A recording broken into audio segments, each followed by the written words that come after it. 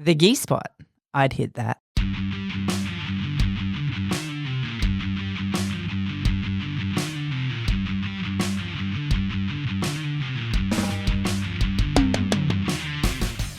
Welcome to the Gi Spot podcast. My name's Rachel Bradshaw and I have a black belt in Jiu-Jitsu.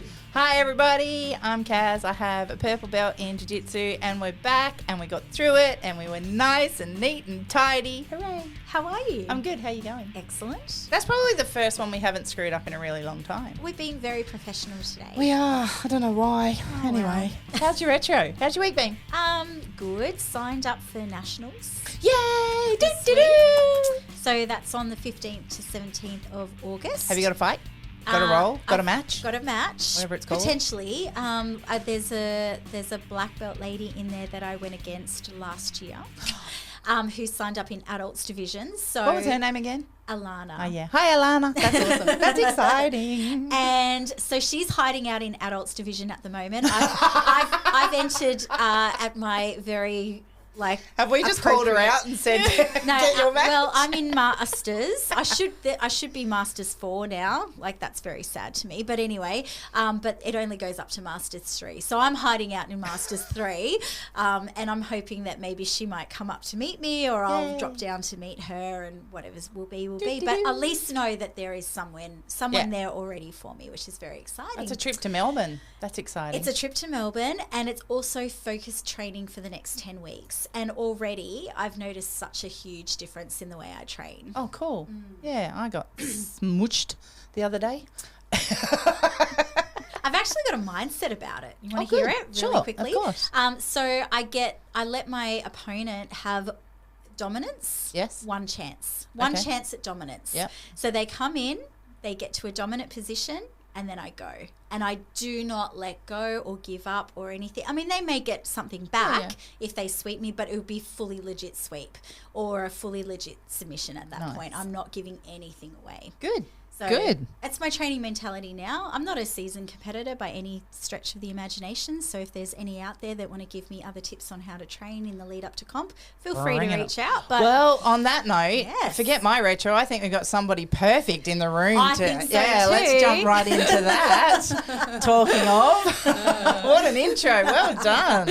Sliding in. Yeah, that's it. Yeah, sliding. Perfect timing. Okay, so for everyone who's wondering, we have a very special guest in the room with us today. Thank you for joining us from Sydney. So we have Romi Titanti. That's right.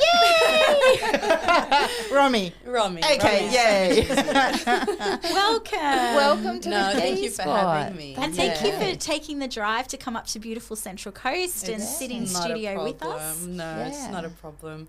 After stalking you, I've decided that we're keeping you. So to all your family back in Sydney, you're just going to have to move up here. I think she's just giving you advance notice. She's kidnapping you. Yeah, that's it. You get lost on this ranch too. You could get kidnapped and no one would know. No one would know. We've got a great gym downstairs, so, it's not like you don't get to train. Yeah, there's worse places to be. That way. So welcome. We've got lots to talk to you about today. But first, let's get to know you a little bit because, like I was saying to you off air, I started to do a bit of a deep dive and a stalk. I'm one of those people. Yeah. And well prepared. That's right. That's the professional side of it, isn't it? Yeah, that's right. I was researching you. That's what I was doing. That's what I say to my husband when he finds all those good-looking men on my Instagram page. I'm researching. Of course I am. Sorry, husband. Does that happen, Kaz? No, never. No, I'm researching for Jussie. I'm doing all the research for Jussie. She always clears the cache before I get onto it. That's the excuse anyway. Oops, a daisy. Alrighty. Okay, so, but first, let's find out. I literally was going through your Instagram history and I was envious of your life. Yeah. So let's go back to the very beginning. I know Rach asked you before, where do you originate from? Where is it all begin? Yeah, so it's always a tricky question because people pick up on my mixed accent, I guess, and so they go, you kind of sound Australian, but then also there's an American twang, and then something you said that you pronounced really well in Spanish. So where are you from? So yeah, I mean, originally my family's from Argentina. Okay. But I guess growing up we would move roughly every 2 years. We would move to a different country, just you know, my dad's role, basically a bit of an expat kind of life. Yeah. So yeah, I've been blessed to kind of have had that experience growing up. I've lived, Tanzania, Romania, Italy, like lots of different places. It does go on, yeah. Yeah, and so, you know, picked up languages as well. So at home I speak Spanish from Argentina, but the American twang, I guess, is from, I did my uni there as well. And yeah, I guess the sport aspect, the constant for me was judo growing up. So that was kind of my sport growing up. And then about 9 years ago, I moved to Australia. Okay. So more and more, I am obviously picking up the Australian accent, but here and there also other things pop out, and you're like, where are you from? That's such a difficult question for me, honestly. I can hear so much of the Australian accent there. No. So you've been in Australia for how many years? 2016. 2016 is when I moved. So 9 years. Yeah. And then there's that exoticness that comes through. Because, it does sound like a little bit European sometimes, a little bit American, a little bit, but you sort of switch in and out, so it's really cool. And I guess the other thing that I kind of love, and growing up, it was the sports, but languages as well. So, like, you know, at home we would speak Spanish, but I would mix that with Italian as well, because, basically the company that my dad worked for was Italian, so we knew at any given point we were maybe going back, and we did. So and then English was more so my let's call it like education was in English. My professional life was always in English. So it's funny because with almost like my Latin languages, I'm more like emotional, and whereas like my professional life has always been more English. It's more like just a bit factual. more factual and so more rational, I'd say. So when you're angry, you're swearing in Italian or Spanish. That's right. That's a very good way to put it. And nobody knows the difference because it just sounds lovely. It doesn't matter what you're saying. And then I guess the Portuguese comes in as well, because I've always been surrounded with that, with, you know, jiu-jitsu now for a long time. So I speak that too. So it's so you're one of those real smart people that can just pick up languages. How many languages are you fluent in? 4. Wow. 4. Which 4? So Spanish, Italian, English, and as of recently Portuguese as well. It helps that my partner's also Brazilian. So but you know, like because of the jiu-jitsu as well, you're constant. These days, I only work in English, and then the rest is all Portuguese. Between jiu-jitsu and personal and friends, it's all, So and do you have other family here, or are you just here now? No, you just decided Sydney was it? Yeah, Sydney was it. I think I just found my place in the world. You know, after moving so many times, I think every now and again, you know, you might, be interested in moving or elsewhere, but we live in a pretty special place, so it ticks a lot of boxes for me. It is nice. So you said before that you started martial arts young. How old were you when you came into martial arts, and what was it? So my teacher at the time, I was 8 years old, told my mum that I had a lot of energy, and I was basically a bit of a rebel, I guess, at school. Like I was picking fights a little bit. I was self-proclaimed bully, honestly. And I think I just didn't know it at the time. I was like, and I wrestled with my brother. I grew up with 2 brothers. And she was like, okay, we need a sport that like tires you out big time. And so swimming did that for me, but I just didn't, I wasn't as passionate about that at the time. But it definitely tired me out. And then and then judo was happening at a school. At the time we were living in Prague, and they just rolled out some mats, and I was wrestling like I was with my brother at home, and I loved it. And it was because I was like, all my friends were doing it, and I actually struggled when my friends started to choose different sports. But that's how I got into it. So, you know, my mom was like, okay, do that. And then I would actually do some of those judo moves on my brother, and she was like, no, this is not this is not, why you're doing it. It's so you could become more of a bully. Yeah. So ironically enough, I think that because I was, having others wrestle back, right, that kind of calmed me down. And so I was like the prime example of how, like, in quotation marks, this violent sport, or a violent martial art, actually taught me, like, how to, like, settle with my emotions, or really just explore what that meant at such a young age as well. Because, very passionate about that you're a kid and you're really feeling a lot of different emotions, especially on the mats, wrestling with people. You're grappling with emotions a lot of the times. So, I would just come home and, like, be really excited to show what I learned. But my mum was like, well, if you're going to do that, then I'm not taking you anymore.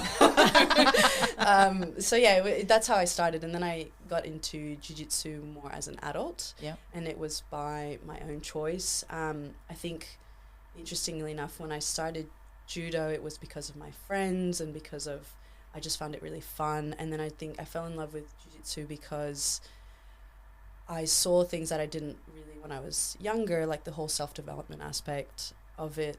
I just saw more that in my experience in jiu-jitsu, because you're not thinking about that when you're a kid. And obviously, community, and I guess the other aspect that to consider is that I had a solid foundation. So for me, I wasn't walking in as a complete newbie, which is a very hard, like, it's a very uphill battle. And I was like, oh, I'm great at this. I'm like, oh, okay, let's go. I can do the transition here. I couldn't for the life of me do things like a triangle from closed guard, because that's not something you do in judo. You do, you do senkakus from different positions, but, like, I did have a bit of an imposter syndrome, because I was wearing, because, like, I was awarded a blue belt, but I didn't know a lot of, like, whilst they're very similar, there's some things that I thought, I really need to, like, learn a lot of things here, because I was, What level did you get to in judo? So I'm a black belt in judo. You're a black belt in judo. Yeah, and I'm a black belt in jiu-jitsu. So when you walked into the Jiu-Jitsu Academy, you didn't go through white belt at all. They put a blue belt straight on you? Yeah, that's right. Yeah, wow. Yeah. Especially if you're competing in jiu-jitsu and you've got a black belt in other, or even a brown belt in other grappling sports. I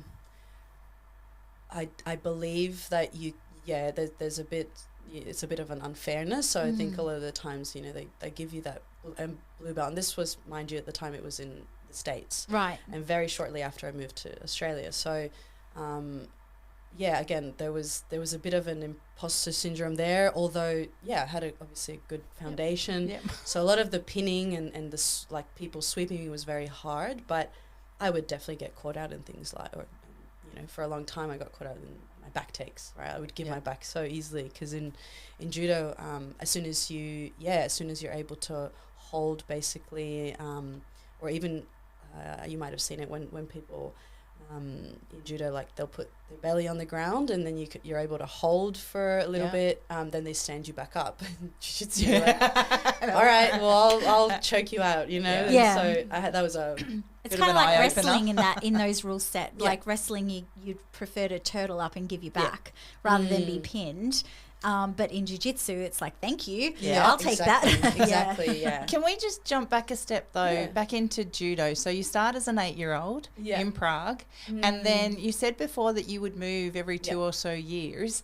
You obviously continued the judo journey, whichever country you went into. How was that as a kid, transitioning from country to country and then walking into new gyms and continuing that journey? Yeah, so obviously for a long time, actually, I thought it became normal. So I knew at some point we would move. Yeah.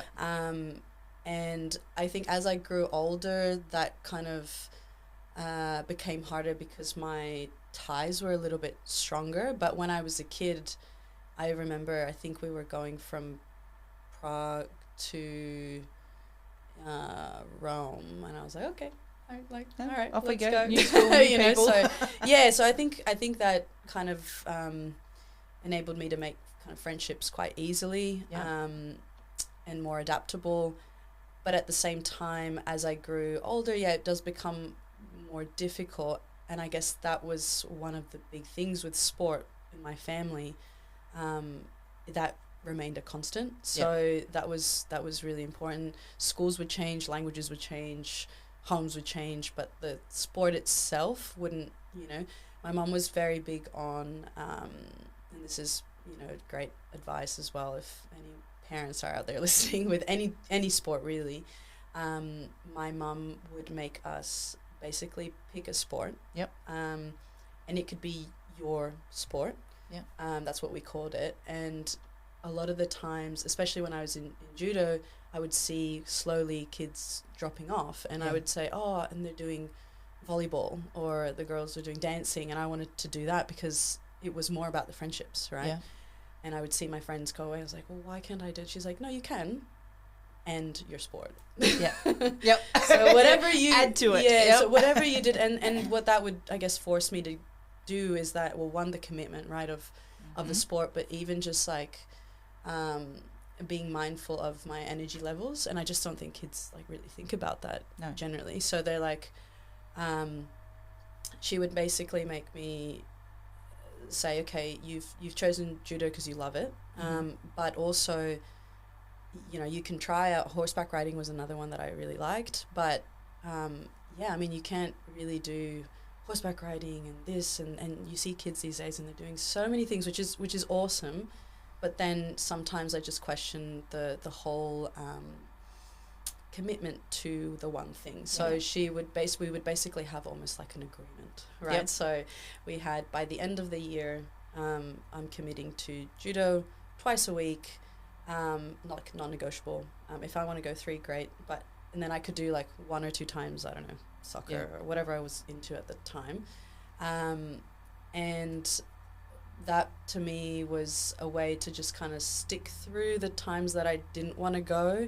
And then it came time to December, where sometimes it would be like really line up with a time where I might get a belt promotion. So I was on a big high. I was like, I don't want to quit anymore. Like, let's keep going, and so I think that was very smart. It was very smart of Mum. It is, absolutely. Hats off to her. I agree 100%. Yeah. We've told our girls from day one, jiu-jitsu is mandatory until they're 18. And they can dip in and out of other things and try anything they want, but jiu-jitsu is their sport, all 3 of them, and that's it. It's non-negotiable. And for my brother, he was not really into anything like that. He really loved soccer, so his sport was soccer.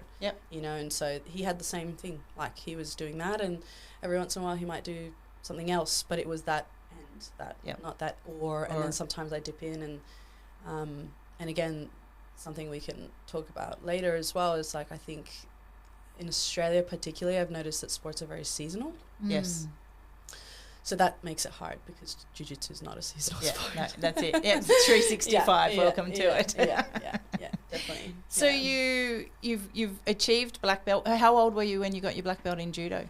So actually I got to brown belt, and at that point it was like my teen years, and I think that's from experience I see a lot of teens, obviously they're going through puberty, like new things come into the picture, and so at that time as well I was competing quite a lot, and it became less about fun, and I was and I was great at it. I think I've always been kind of a competitive person in general, and so I'm not surprised. In every sport I did, I've always competed as well, and so I just remember at that point I just didn't like it anymore, because it was all about competing. The fun went out of it. That's right. And growing up, my parents were always very good at making sure I'm always reminded of why I'm doing a sport and all that, but something happened in the teen years, and I don't attribute it all to like competing, but I do think the competition put a lot of pressure on and removed the fun, and I think that's when you see a lot of teens and not teens drop in sports. Burnout too young. so yeah, basically I stopped at brown belt. I fell in love with jiu-jitsu, and I was like, oh, I have some unfinished business to do. I actually got my black belts in the same year, and that was do not recommend. Wow. So you did black belt recommend. judo and black Yeah. belt jiu-jitsu in the same year Yeah. in Sydney. Yeah.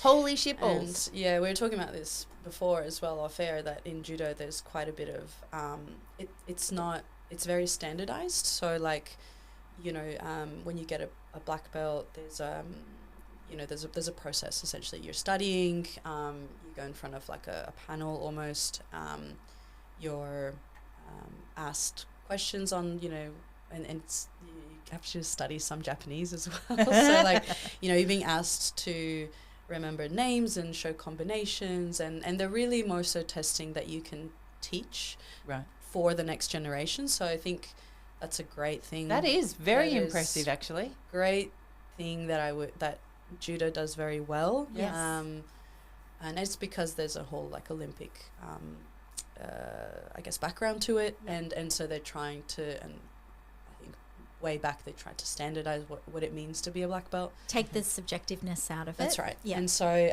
something that, sometimes I think jiu-jitsu, could do. But on the same token, I think that's why a lot of people are attracted to jiu-jitsu, because I very much see the whole Japanese vibe and background to judo.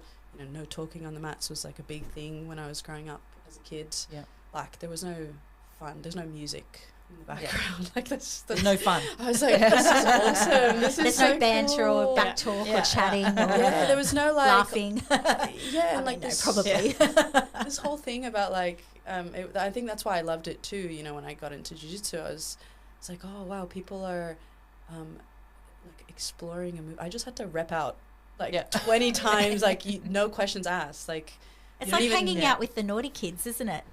Almost.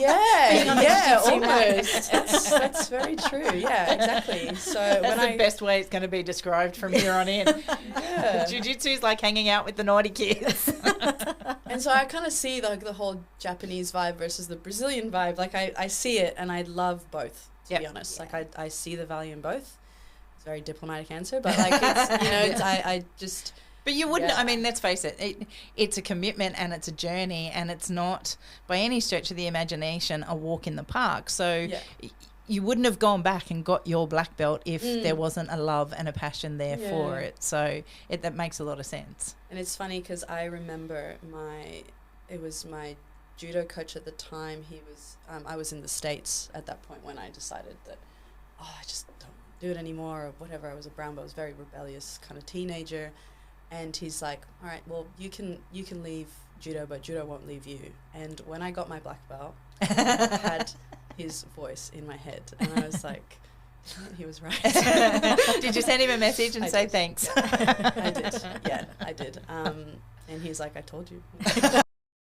Hey guys, sorry for the interruption here. We just wanted to shout out to all our Central Coast and New South Wales listeners. One of our great mates has started a new business, Central Coast Supplements. Damien's a great guy who also happens to be a veteran. And as you guys know, My Broken Productions and Iconic are huge supporters of our veterans and first responders. So we'd love to see you guys get behind this awesome new business. If you're looking for protein supplements, healthy snacks for the kids, or just all-round better health options for the family, check out Damien's website, centralcoastsupplements.com.au. And guys, make sure you remember to use the discount code GISPOT. That's GI space SPOT. GISPOT at the checkout. Now, where were we, Rach? Well done. Thank you very much for that piece of information. Yeah. So during, you mentioned that you kind of burnt out in the competition realm of the judo, but then moving and transitioning into jiu-jitsu, you found and reignited a passion for competing again?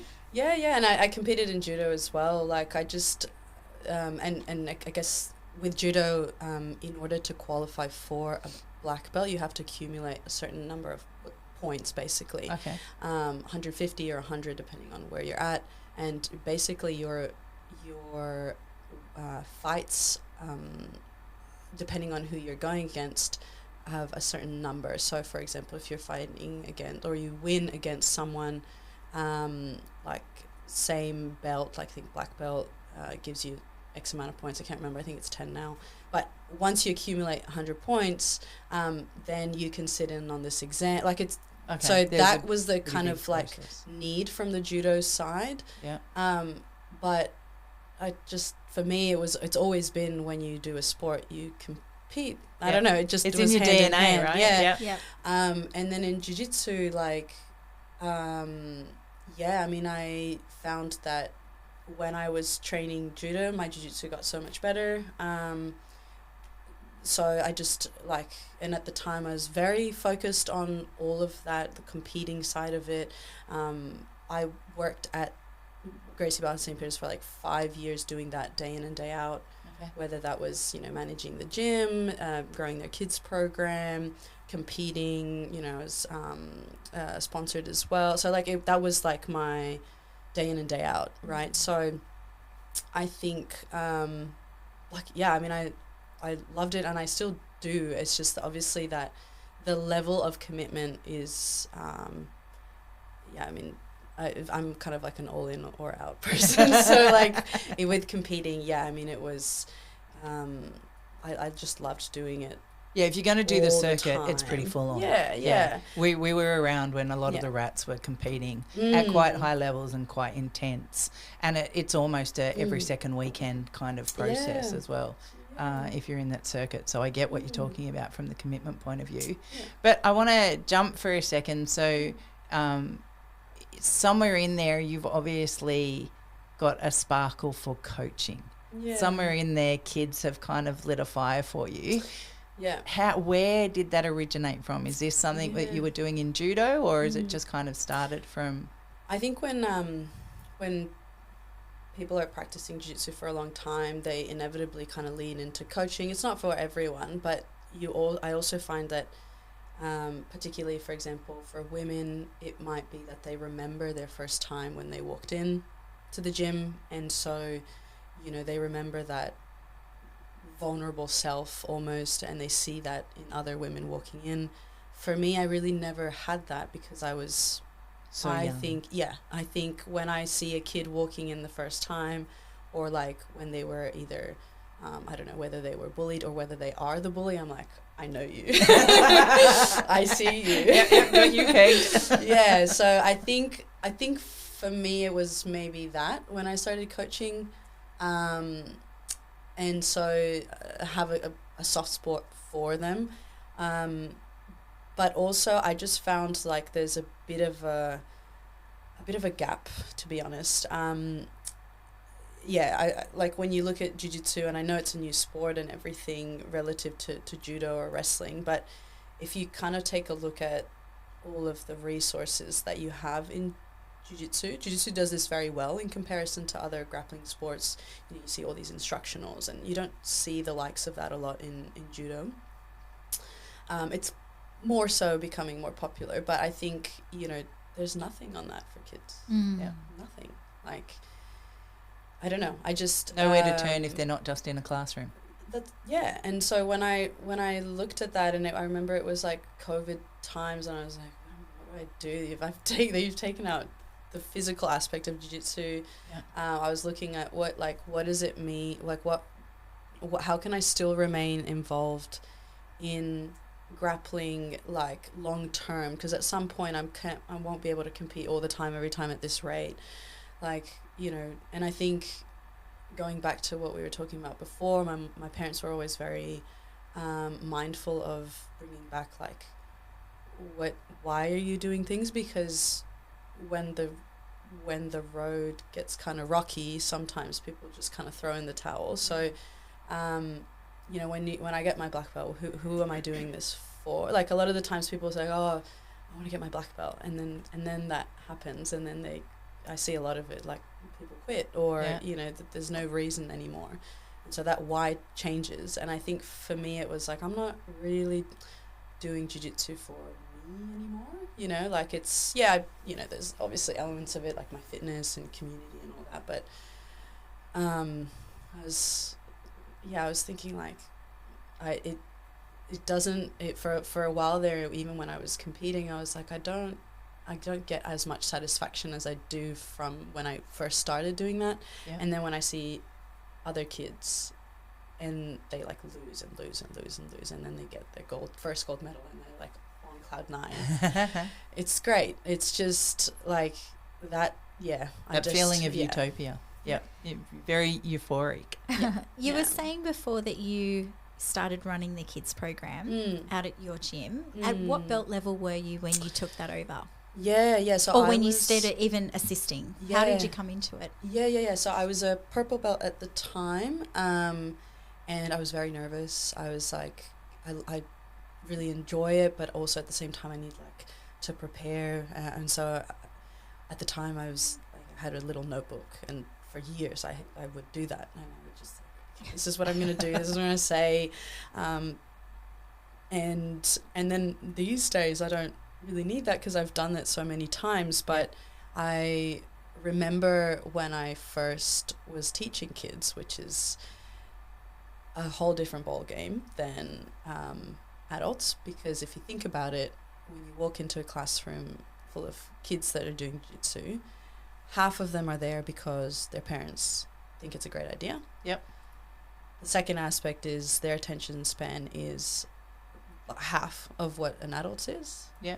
And the other aspect, which we'd talked about, is like they're feeling emotions for the first time and they have no idea what to do with them. Yep. So like those three things alone is like it's a big huge. Yep. It's huge. And then when you add like the physical component on top of it, and people being in their bubble and space and them trying to like get away from it and not having answers and feeling overwhelmed and blah, blah, blah, blah, blah. And no two kids will display the emotions the same. No, that's Whereas, right. you know, as adults, we kind of start to form into a box and particular lanes. Some kids will see a bug on the ground and squish it. Some kids will laugh at it, and some kids will cry and scream and run away. Like, you'll just never get the same response. Yeah. So when I was going back to your question, like when I was first teaching, I was like, okay, this is what I'm going to say. And then over time, I realized like, this is what I would say if I was talking to adults. Now I need to translate it to kids. Yep. So then I really needed to like know what I was going to do and say and really know the technique. So I guess jiu-jitsu went like just skyrocketed when I started teaching. But then when you start to teach kids, you're like, you've got 2 minutes. Yep. Like before they're like or picking their nose. Yeah, you know, like, so you need to know your stuff, like, and you need to know yourself as well, I think, because I still do this where I find myself like getting frustrated, and I'm like, you need to know how to control that. Yeah, because the kids are never going to be different. They're just, that's who they are at this point in time. What age bracket did you start with? So like 3 different ones. So between 4, 6, 7 to 9, and then like kind of pre-teens 10 to 14, 13. Yeah. Do you so find out of those 3 brackets one easier than the other, or just different as they transition up? I think when they're super young, like 4 to 6, I think you also have not lower expectations, but you understand that you need to like really choose what you're going to teach. Like don't be like, don't ask them to do like a De La Hiva, like,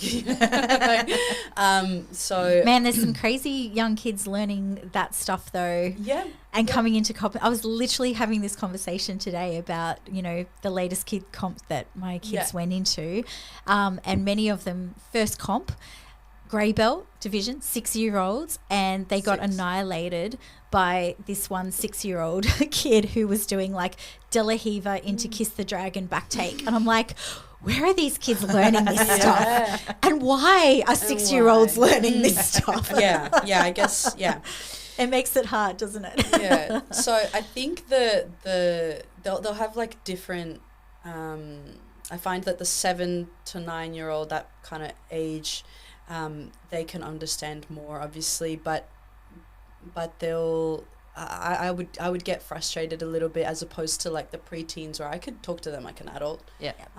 You know, they respect that actually. I feel like if you talk to them like they're too young, they don't respect you back. Yeah, that's right. And they just shut down. They're like, no. And so I guess different pain points for each age group. Yeah. But yeah, the moment that I started to go, okay, this is what I'm going to teach, and then this is how I'm going to teach it in 2 minutes and simplify it and put in an analogy in there so that they can like associate what I'm saying. So as if you're like zipping up your jeans to explain that you're tucking the tailbone in, right? Or as if you had a tail and you're like those kinds of things help, because if you go, I don't know, like a physio way of explaining it, they're like tilt your pelvis forward. Yeah, like what are you everybody talking tilt about? the kids would tilt their head forward. I don't know what a pelvis is, but okay. Yeah, like that's the other thing. They don't know what a Yeah. forearm is, shin is, pelvis. Yeah. Like I don't know what you're talking about. We have a fun game Head, that we arm, play leg. with our kids with that, where it's Yeah. the ball game, like pick up the ball. We go hands on heads, hands on shoulders, hands on knees, hands on elbows.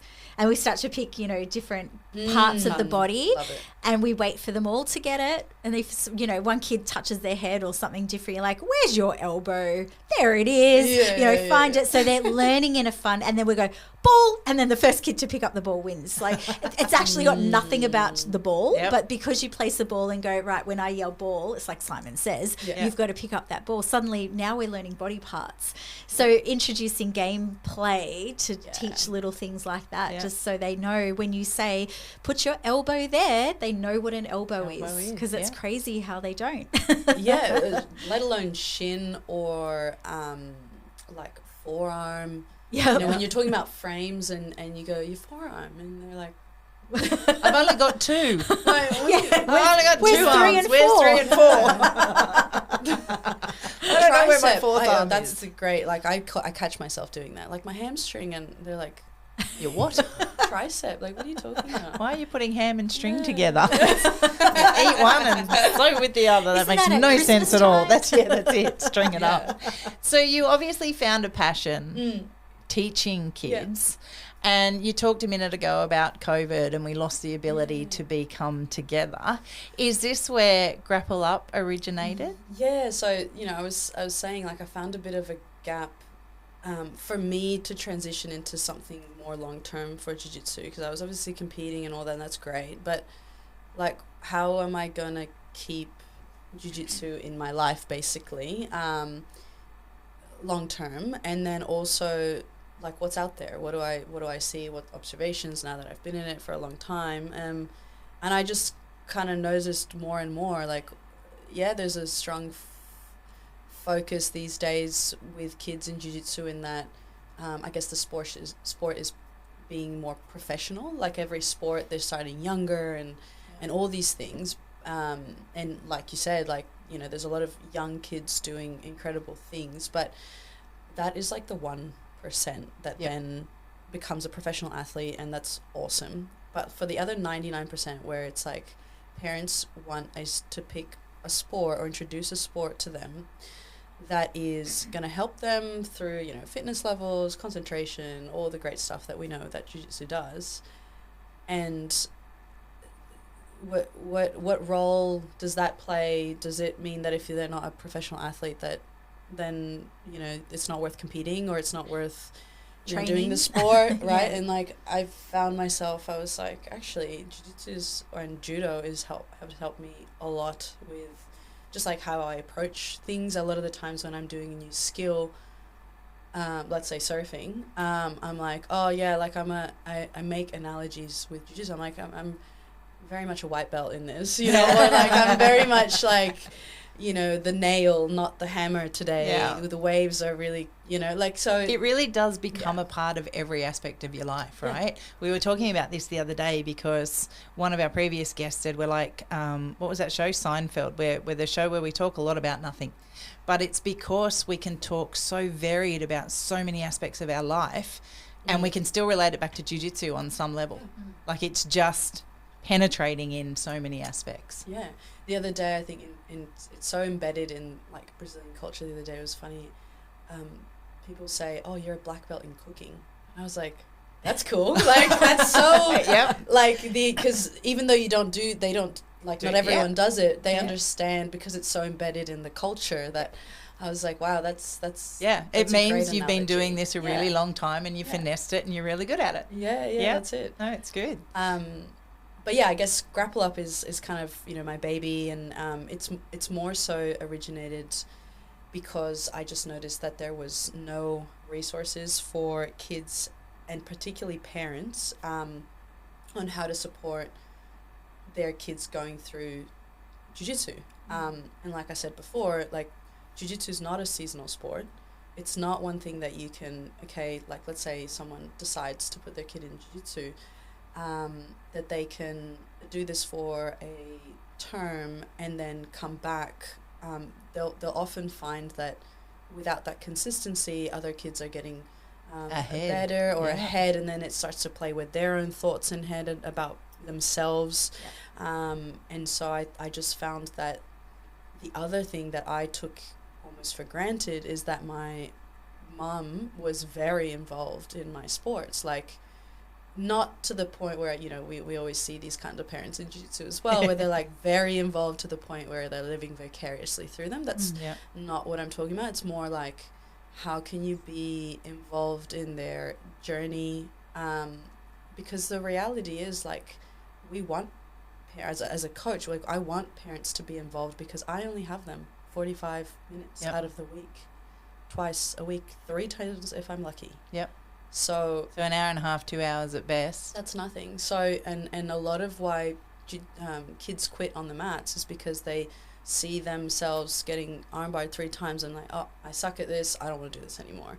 And so, like, that's what needs to change. We're always talking about the technique on the mats because we don't have time to talk about, you know, emotions and getting all through of that. Failure. And that's I don't want to say the parents' job, but we are a but team. It is the parents' job. We are a team, and when they're on the mats, I can be the coach, and, you know, like, almost, hey, remember, like, kind of like, it's not the first time that they're hearing about this. Well, yeah, mom said something like that, but now I'm on the mats, and, you know, so I just thought, if I was blessed, right, in many ways because of what my parents did and how involved they were, but then also likewise I was thinking about how awesome would it be if parents also knew how to get involved, because, you know, again, you also hear this a lot at gyms where it's like, leave the coaching to the coaches, and I agree with the jiu-jitsu aspect,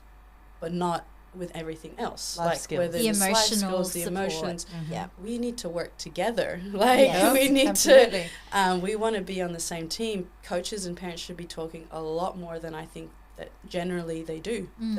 Typically what happens is parents drop kids off, and then sometimes they'll go, like, they just, and then come back, and some coaches even prefer that.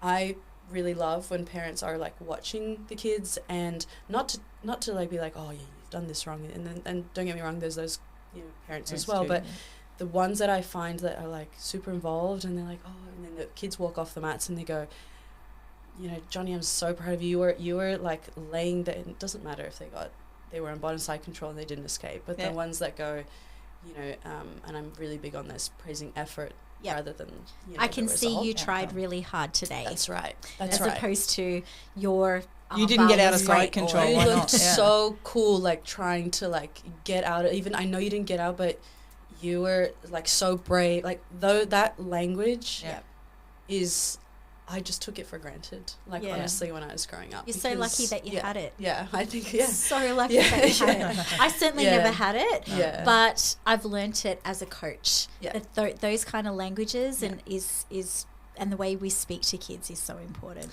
And that's a really common question. Like, parents will go, oh, what do I say when, like, my kid, like, loses in a comp? I was like, exactly the same thing you should be saying if they win. You trained so hard to be here. I loved, like, watching you, like, train 4 weeks leading up to this competition, and like, you put your heart and soul, like, that should be what you're saying whether they win or lose. Not, oh, you've won, you did so great, because then if they don't win, what did you do? They can see it. They're like, I didn't win, and then you're not saying the same thing. Like, there's just there's a bit of a mismatch there. So I guess, yeah. And then I'm very that puts passionate added pressure onto the kids too, because they want that reinforcement from their parents, right? Absolutely. They want to achieve for mum and dad, especially at the younger ages. And so if mum and dad are really hyping up the win, then the fear of not winning plays a part through that competitive process too. 100%. And I think, like, there's nothing wrong with kids wanting to make mum and dad proud. I think at the beginning it is that. It is, they are constantly going, what is right in the world? What is right?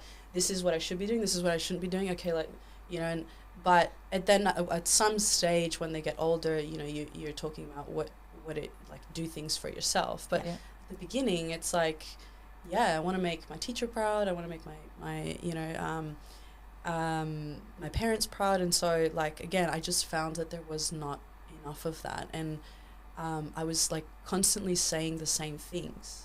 And so I started building basically, like, free guides.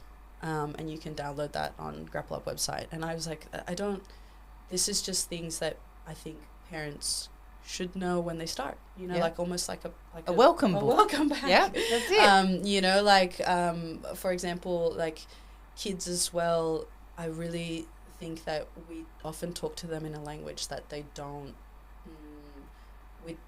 we're talking in different languages. Like, kids, like, that's why they're so invested when they, like, read books, animations, video games, like, all of that's their language, right? Like, that's their visuals, that's what they know.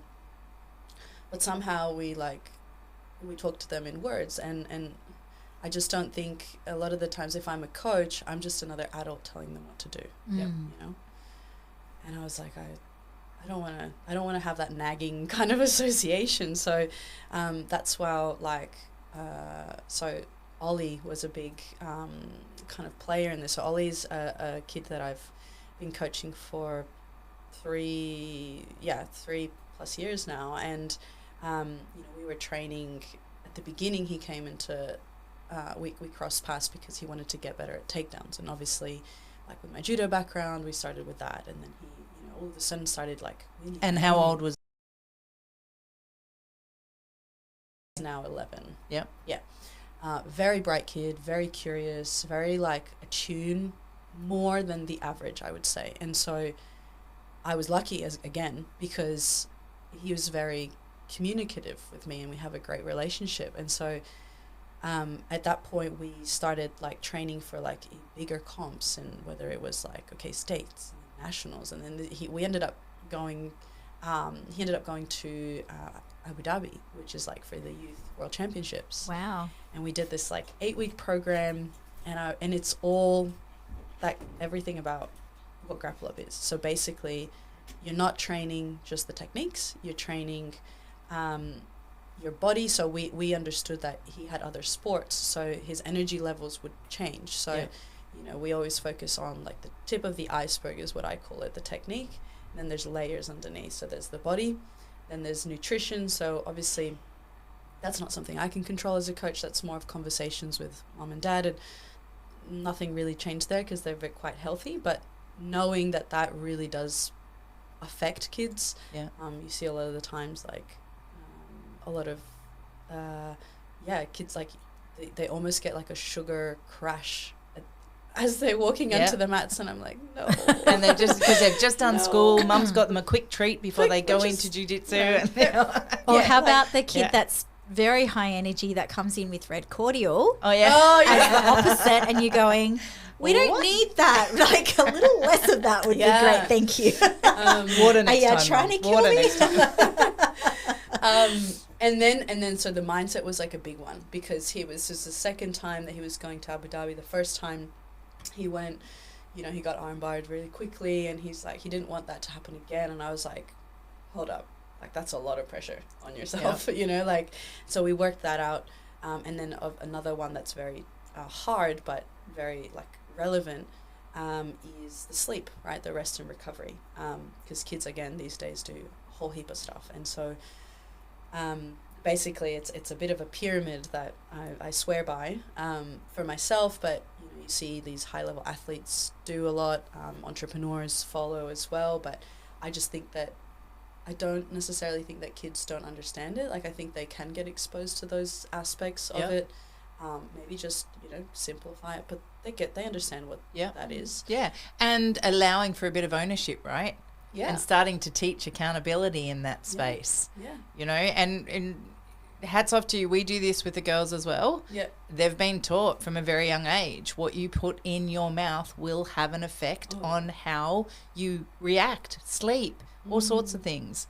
And, also at the same time, they've been taught about sleep and how important that is. And if you're coming to me day 2 tired because you're up in the middle of the night walking the walls and all the rest of it, that's on you, and let's have a look at why that's happening to you. So, iPad's a big one these days. iPads, phones, all that stuff. Yeah. And so just going back, with Ollie, like, he was a big thing because I was like, he was very much like almost like a testament or like a proof of concept for me. I was like, this is why it worked. He ended up winning. So he ended up winning the what is it, Youth World Championships is what it is. So and what he said at the time, he's like, all the kids should know this, like everyone should know this. And I know lots of kids in my class like are struggling with this kind of stuff, and so basically we created a book, which again was because I just didn't want to again be another adult kind of telling them what to do, and like they know a lot of it, but I think when it comes to, for example, storytelling, it's not them, it's the character in the book that's going through something and they learning like they can relate to it without having to openly own it that it's them. That's right. Yeah. And so like, in the story, like the kid doesn't really win, like Monty doesn't really win the first times, and it's basically going through the first competition or his first competition, and he goes through very similar, like the nerves, the losing and like how awful it feels realistically, and so Ollie did that. So I was obviously the adult kind of making sure that there's no spell checks and all that. So like, but like we worked out that there's a lot there that is unexplored. There's a big gap, and I'm just kind of building day in and day out resources. And so we actually have an upcoming, basically it's called a competition starter pack, and we filmed. So it's myself and him, and we filmed 10 modules of what it means to prepare for first few, let's say, competitions. Wow. Because it's a minefield. Like when you go in there and, often coaches kind of give the heads up of like what to expect, but if you have lived that experience prior to even going, or one of the recommendations in there is actually going to attend one before you actually sign up to one. Yeah. And the modules are, some modules are for parents, some modules are for kids. Some modules have animations, some modules are, here's how you sign up. So it's very like, you're in this together, and that's the whole point of Grapple Up. You're not, parents getting involved, which is, I'm big on that. What to say if they lose, same thing as what they should win, if they win. What does it mean to have a game plan? Like, it doesn't have to be overcomplicated, but that kind of incentivizes kids, parents and coaches to talk. Again, doesn't have to be complicated, but we've actually filmed like Ollie basically last year doing nationals, and I love, this is like my favorite part, where he's like, let's like teleport into 2024 national championships, and we're there filming like, this is the stalls, this is where you weigh in, just to like really simplify. I don't want to say dumb it down, but like really, just, hey, KISS is there for a reason, right? Keeping it simple.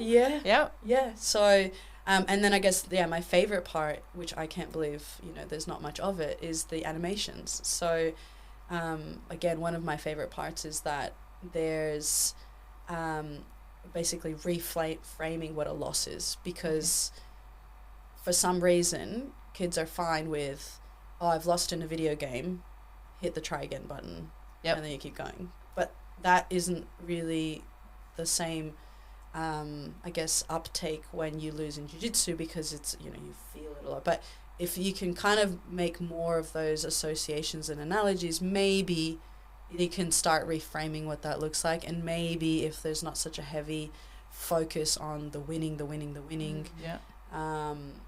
again, this is very different if you're like a very competitive, high-level athlete, 1%. Like, this is not... This is for the 99%. This is for the hobbyists that still want to compete. Yeah. And so I guess, I'm very excited for that, because I'm kind of in like the final tweaks of that. And so, I think it's just like a really nice journey for both parents and kids, because there's a lot of, kids need to prepare, and the parents need to prepare too. So true. It's so true. I want to ask you back about the book. Is that, how do you get that? Like, and what is it called? So it's Monty's first jiu-jitsu competition. Yes. You can order it on the Grapple Up website. If you're like an individual, right, like a parent wanting that for a kid. But I have collaborated with a lot of gyms, primarily around Sydney, and you can find a lot of like at your local gym. But if there's any obviously coaches or gym owners that want to kind of get involved with that, so basically so they can affiliate through you. That's right. And contact details for you are on Grapple Up. The website grappleup.com. .com.au. Okay, cool. And just spell it for us. GRAPPLE. Up. So UP. Sorry, my spelling's horrible. No, that's okay. .com. So com.au. Perfect. Just so everybody knows, that's all. Grappleup.com.au. Beautiful. Now, with your Instagram page, you have Facebook page as well? Yep.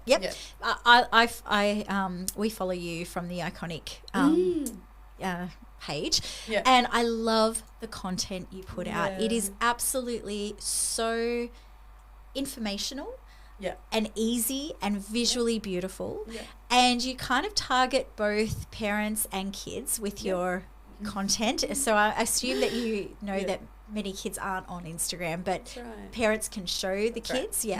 But what are some of your messaging for people listening?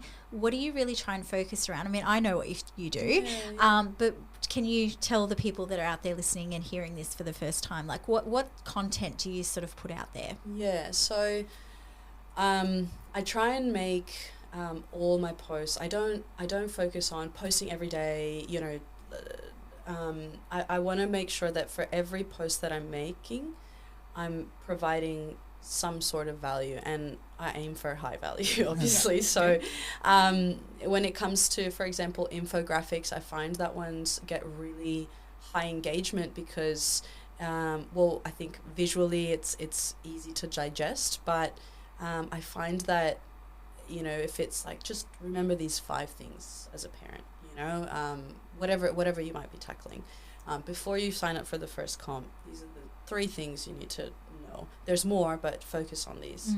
And so oftentimes I'll attach basically what are called free resources or guides, so that, if you want to dig deeper, you can, and those are actually also on our website.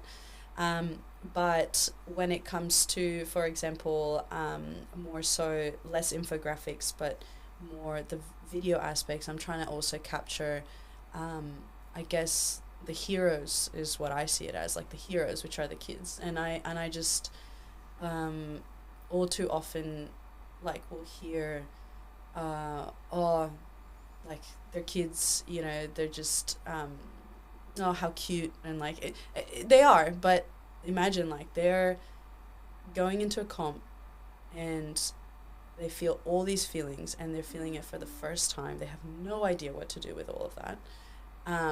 And I just find them on that front very brave. Like, I just, a mad respect for them, essentially. So I try and highlight a lot of that. Man, some of those kids are doing what adults refuse to do. 100%.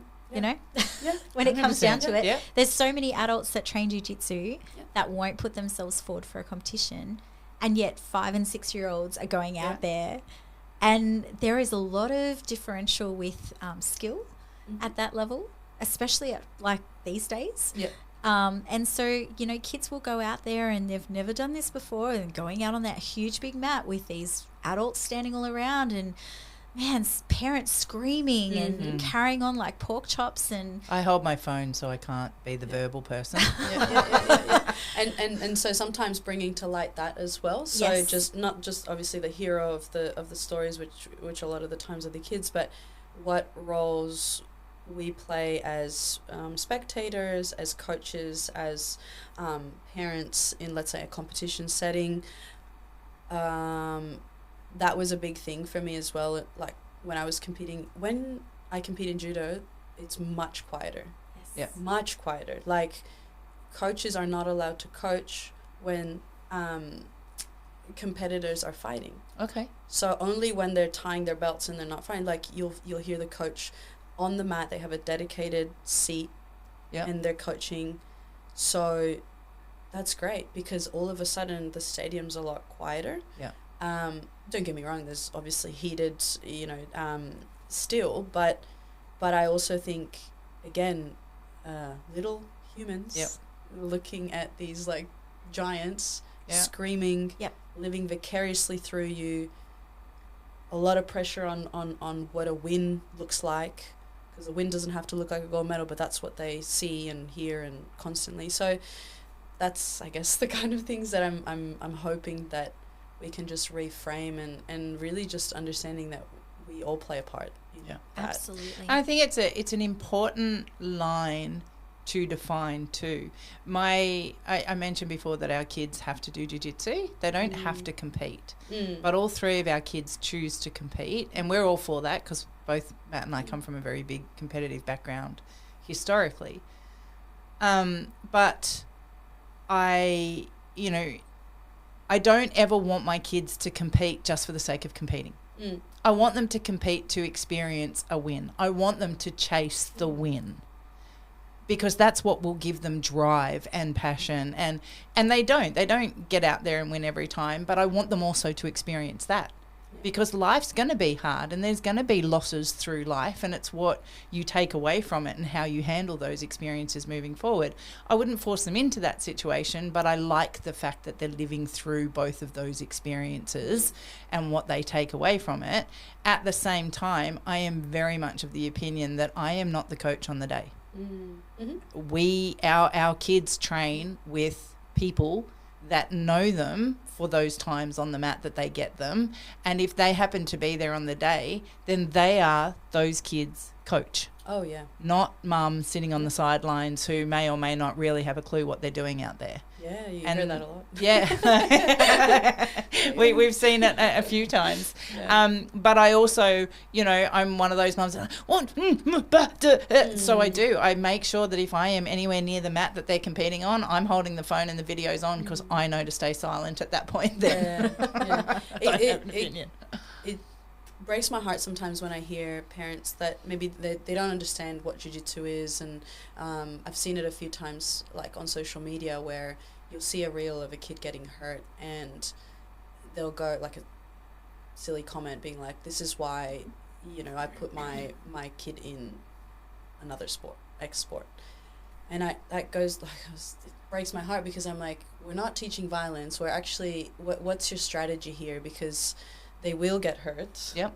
Whether that's their heart, their ego, yep, their bone, or all of the above. Or all of the above. Is your strategy avoidance? Like, what are you teaching that? You're teaching them to run. Yeah. You're teaching them to run away from anything that's going to be hard in life. That's right. And so I'm like, and I think I can't wait for it. Will happen, but I can't wait for the day where it's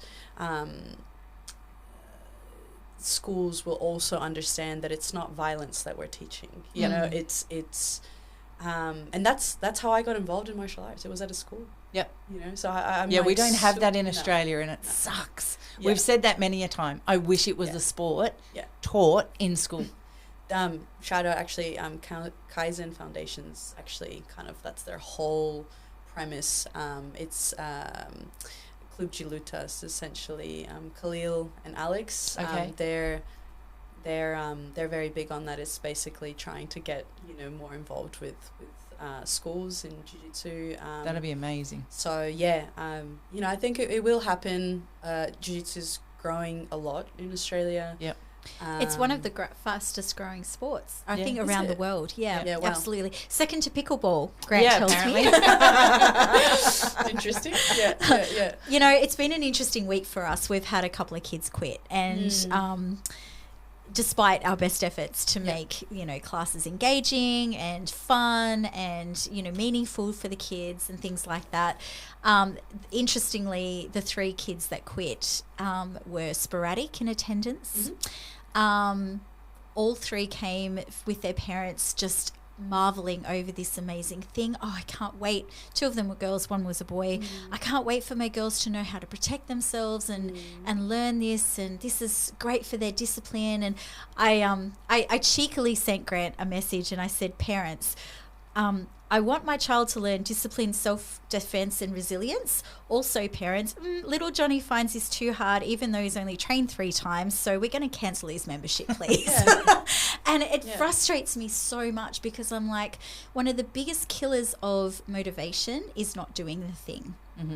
And we find this for adults and for children. You know, I know as an adult, if I go out running every day, I'm more inclined to run every day. The minute I miss a few days because the rain's coming in or the weather's not great or I'm busy or something, suddenly 2 weeks or 3 weeks go by and I haven't run a single day, right? So it's really like that consistency in daily effort.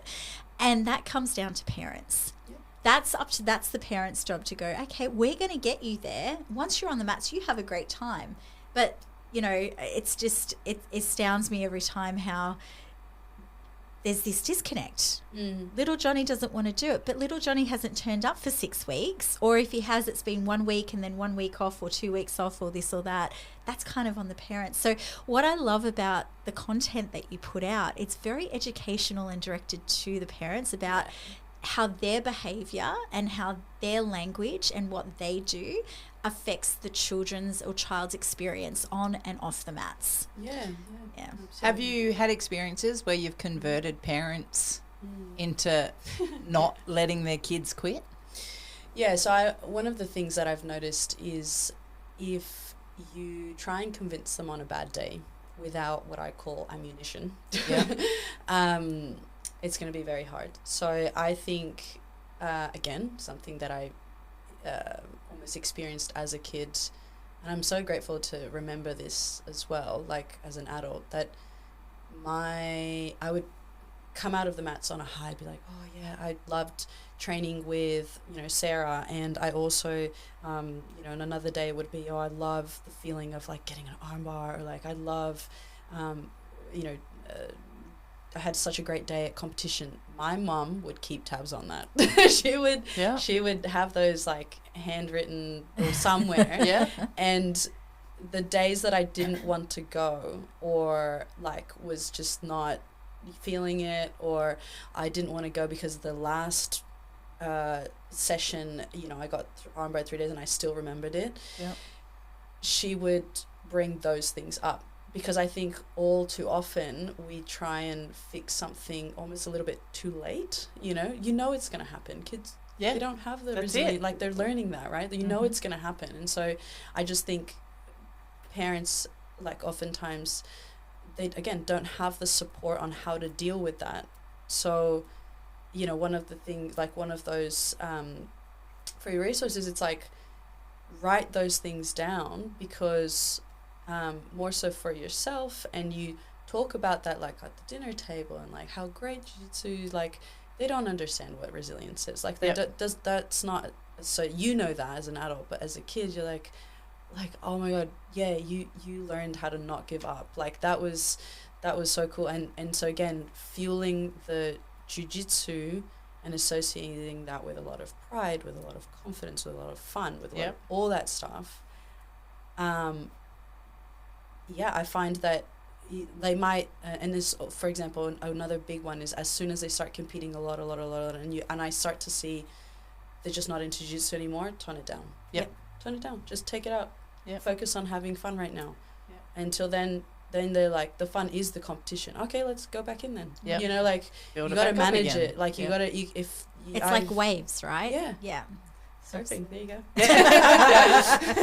But everything comes in waves. Yeah. Passion comes in waves. Yeah. Good relationships go in waves. Absolutely. Like everything's in waves. We say it all the time. We have Matt and I have another podcast, and we talk about this a lot, about doing the hard work on the good days. Yep.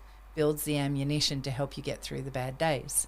And I think you touched on it perfectly there. If parents are re-edifying at the dinner table, oh, you know, you said you had a great day with Jenny, tell us about that. And it's a constant conversation of the positives.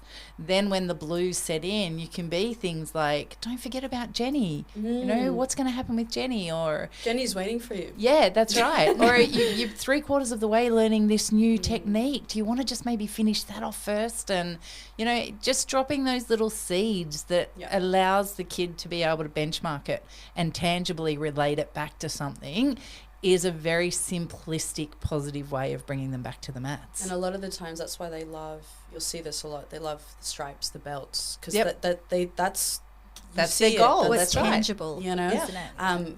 It can't be all about that, but I do think that, you know, those things just become a way of being able to associate a lot of their effort.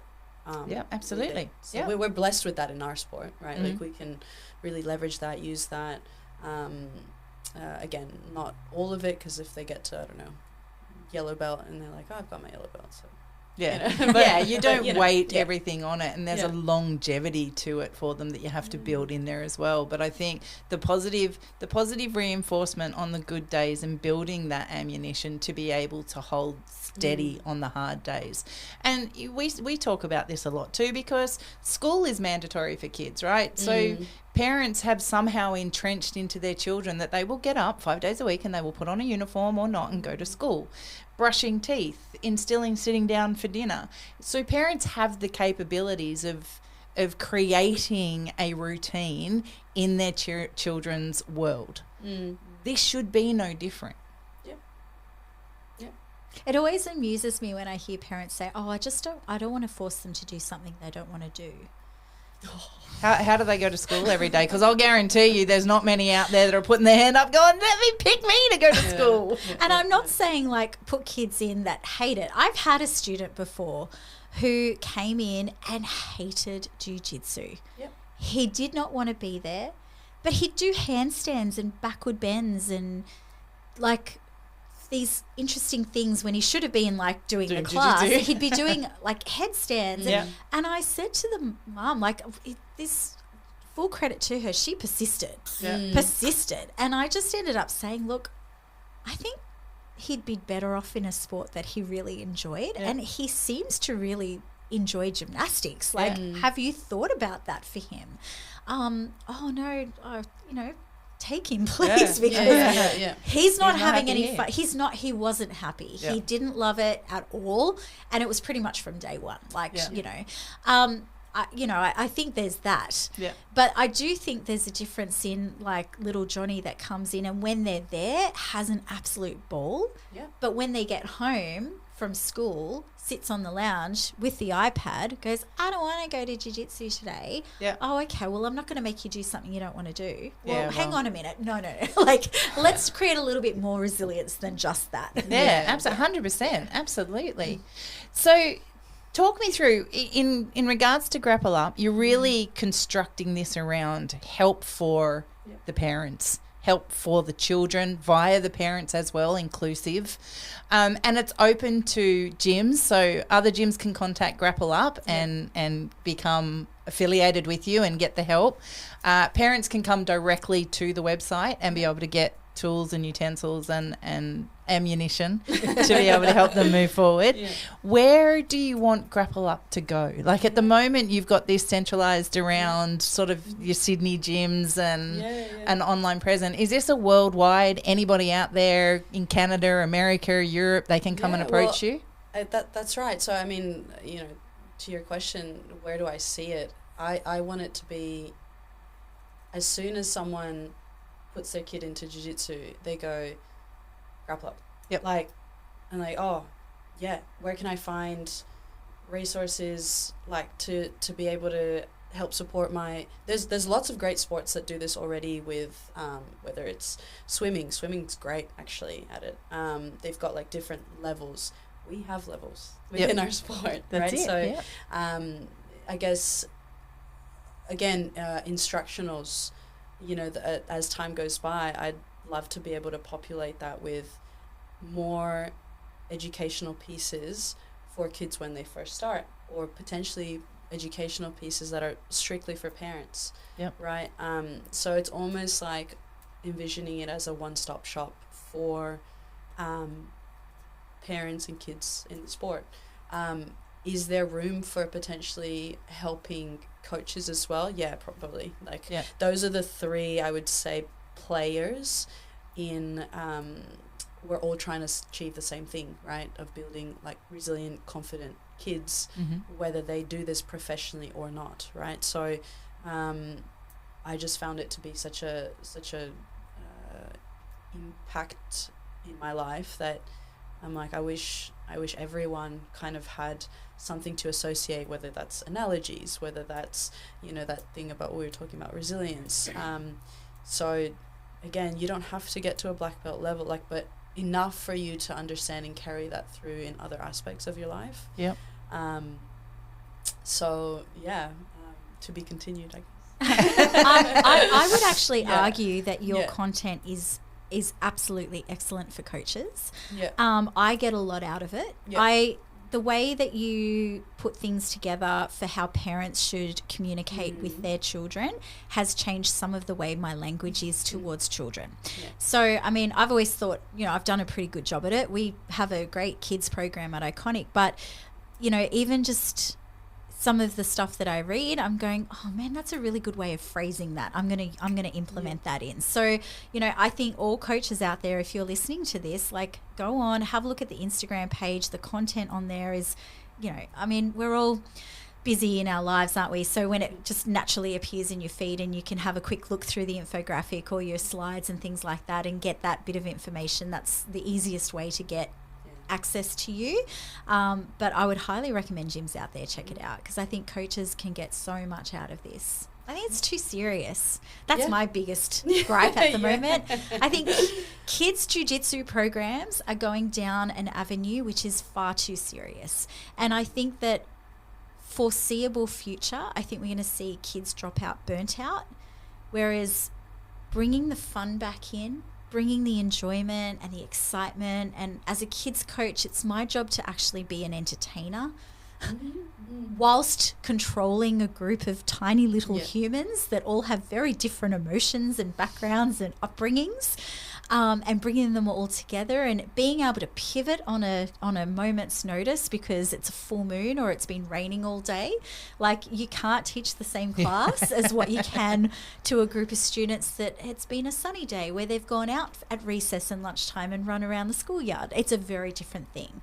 So, you know, for coaches, I think get on board this and bring this into your academy and share the content. Like, I share it to Iconic quite a lot. Share the content out there so your parents are also getting the information, because there's so much that I'm like, oh my God, this is so true for my parents. I wish they knew all this. That's right. So that's actually a great point. So a lot of the times I find, I get asked or messages from coaches, and they're always like, I never knew how to frame that, or how to not step on their toes as well, because if it's me saying it, it's a bit uncomfortable, but when I share it, it's a lighter way you know, you're shifting the blame to somebody else. It's like, you know, you don't want to be like, oh, but you know, you come to me and I want you to teach, parents say, oh, I want you to teach my kid how to be resilient and this and that, but I only have them 45 minutes. Like, how am I supposed to do that? Yeah, that's right. And then you're saying that to the parents, that's your job. That's a bit upfront, right? So I guess just trying to find, a language, a way, content on how to, we're all on the same team. Yeah, that's it. And the team is that child, right? Yeah. That's the focus point. And is the kid... does the kid have everybody playing in the kid's corner? which is a huge thing, and is the corner there for the right premise. You know, we've seen over the last 8 years, 9 years, we've seen a lot of parents, like you mentioned before, living vicariously through their kids. And I think somewhere in there's got to be a check reference point to go, are you still having fun? Are you actually enjoying this? And, you know, when I look back over the years, and our kids have been training since they were knee-high to a grasshopper, but coming across to Iconic, Rach and Grant say it a lot, like, what's first and foremost, what's the most important thing here first? And it's always to have fun. That's rule number one. And if you're going into competition, what's rule number one? Have fun. Yeah. Have so much fun, we can't wait to come back. Yeah. That's the rule. And then make sure we're safe so we can come back. Yeah. That's rule number 2. Yeah. You know, and what you said before is correct. Kids are going to get hurt, whether it's their feelings, their arm, their ego, whatever the case may be. They're going to get hurt, and that's okay, because they're going to get hurt in life. You have to somewhere start teaching your children what it means to endure. And for parents, it is, if you're not practicing jiu-jitsu, you're watching your child go onto this mat and you're watching them entangle themselves in another person's body, and you're watching all this unfold. And then if you see little Johnny come off the mats because all of a sudden he's got a sore arm, and then tomorrow he goes, I don't want to go. Mum's got it in her head, that visual imprint, right, of what happened yesterday. Mum's all of a sudden mama bearing over little Johnny, and all of a sudden it's okay to say, okay, Johnny, no, don't go. I think something like Grapple Up, especially to parents who aren't training in jiu-jitsu, giving them that insight as to what happens, talking to them about the fact that these, you know, yes, occasionally there might be an ouchie, but Johnny could get an ouchie walking out the front door and tripping over the grass onto the cement footpath, right? So ouchies happen. You're going to stop them walking out the front door? That's it. That's exactly right. You're not. These kind of things are super important. So congratulations. I think it's a really amazing thing that you're achieving too. Yeah. Actually, another thing that, you know, and to be honest, there's bullies out there as well. Absolutely. So, you know, you often see bullies in the context of school. Sometimes you'll see, I guess, dynamics occur on the mats as well. And a lot of the times you'll find, parents are like, you know, this kid's picking on my one. And I'm like, they also need to know how to work that out. Yep. Right, by themselves, whether that's with jiu-jitsu, whether that's with words. I can step in, I can help mediate that, but if that's the reason, like, I can't, or you as a parent also can't step in all the time. It's fine if they're vocal and they're, you know, they're like, you know, this training partner, I don't like going with him, and bringing it to the attention, but I don't know if the right answer all the time is, you know, stepping in, you know, making, because I remember I would do that all the time. I 100% was a bully now looking back. but I remember also I didn't know I was a bully. Yeah.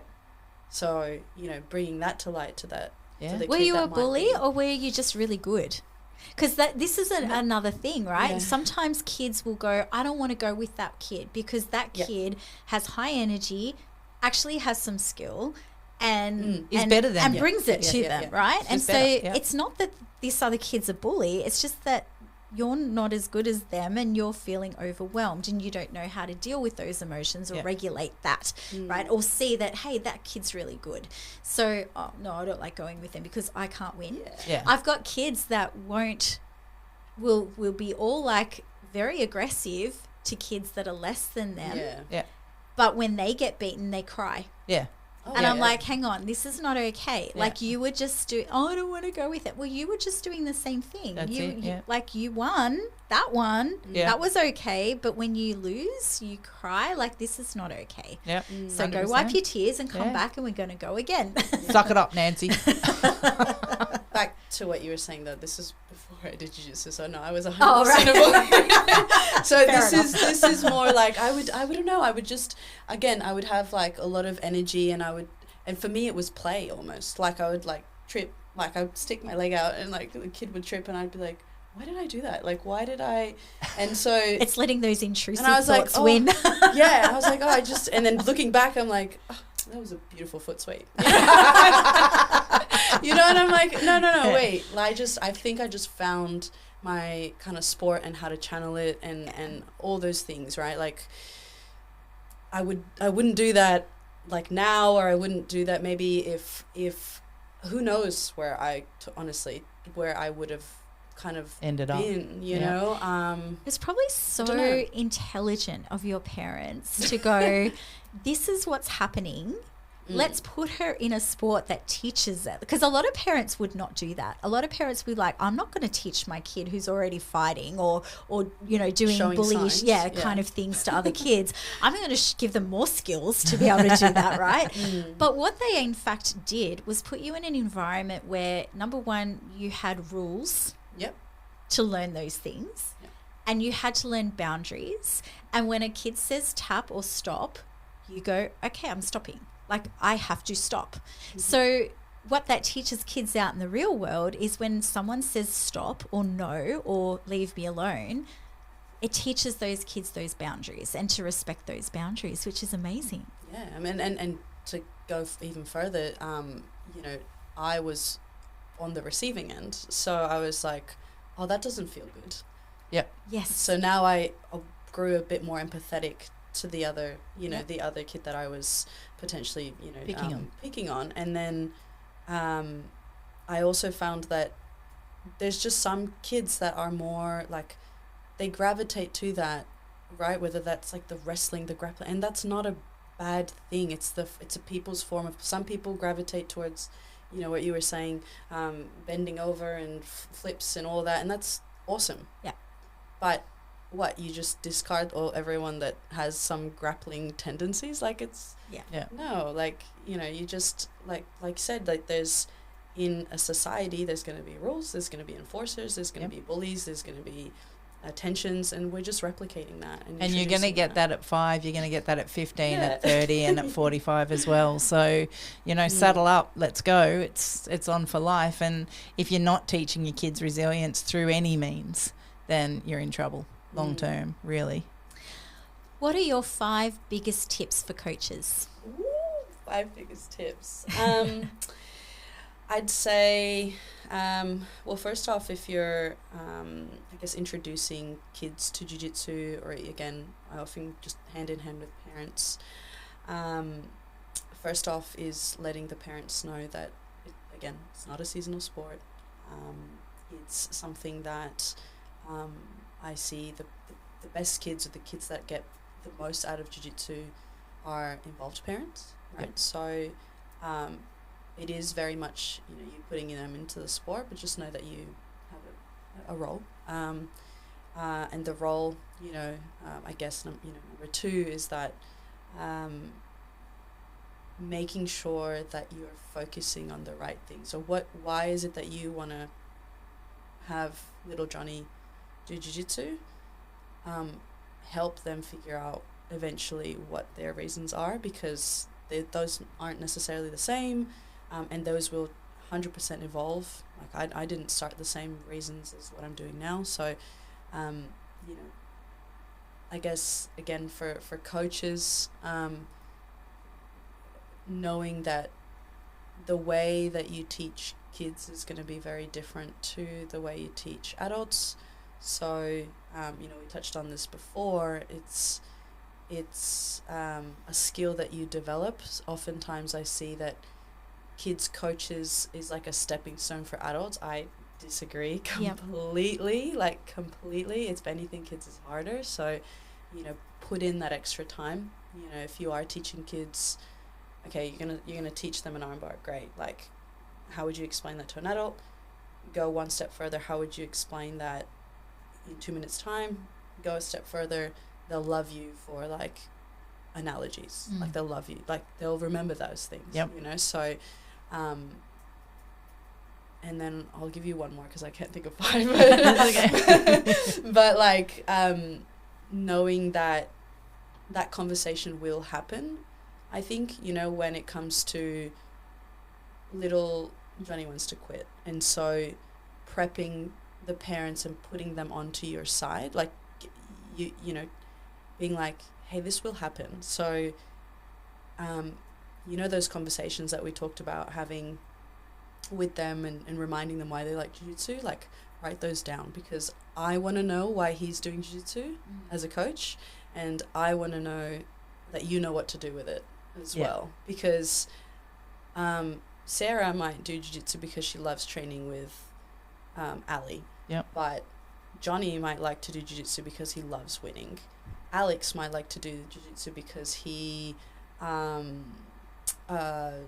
loves showing mum how to do like a certain technique. Everyone's got different reasons, but oftentimes I don't even think they know. They get put into these classes and they're like, I do jiu-jitsu because mum and dad told me, and it, you can ask them and half of the answers are there is that.